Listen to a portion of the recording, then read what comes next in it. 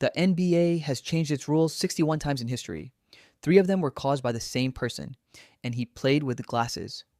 Before LeBron, before Jordan, before the NBA had a shot clock, there was a 6-foot 10-inch man from Joliet, Illinois, George Mikan, the most dominant player the league had ever seen, and the NBA had no idea what to do with him.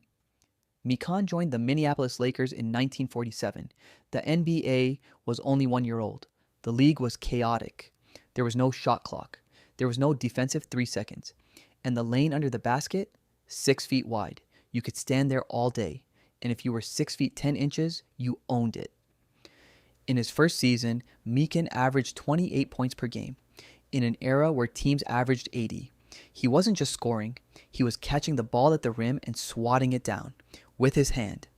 At the time, that was legal. You could block a shot on its way down. Mikan was basically a goalkeeper. The NCAA panicked first. In 1944, they banned defensive goaltending. You could no longer touch the ball on its way down. The NBA adopted the same rule. That was change number 1, but it didn't stop him. Mikan just moved closer to the basket and stayed there because there was no rule against standing in the lane. In 1948 to 49, Mikan scored 28.3 points per game, then 27.4, then 28.4. The Lakers won 5 championships in 6 seasons, the NBA's first dynasty. But the games were ugly. Teams would get the lead, hold the ball, and foul Mikan every time he touched it. The league realized if they didn't change the rules, basketball would become unwatchable. In 1951, the NBA widened the lane from 6 feet to 12 feet, the Mikan Rule.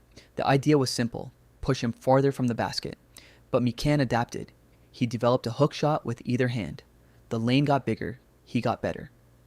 By 1954, the NBA was desperate. Games were so slow and low scoring that fans were leaving. The solution? The 24-second shot clock, invented by Danny Biasoni.